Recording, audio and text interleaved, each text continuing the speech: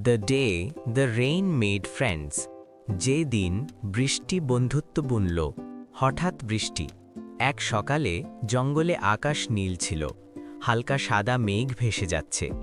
চট্ট, মোটু আর টুনটুন খেলে মজা করছে।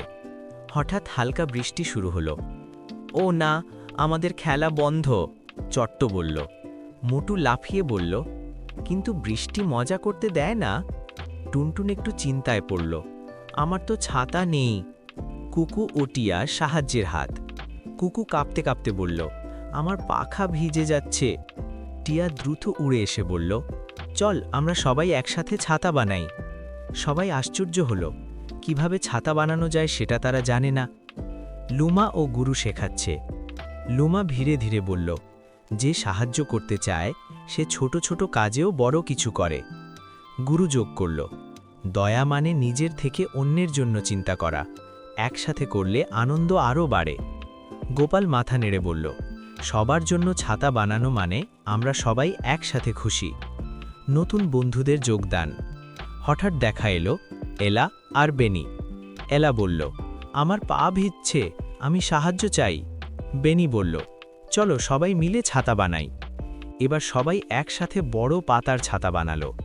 চট্ট আর মোটু পাতাগুলো ধরে রাখল, টুনটুন আর কুকু হাত মেলালো, টিয়া উপরের দিকে ধরে রাখল, লুমা ধীরে ধীরে সব ঠিক করছে।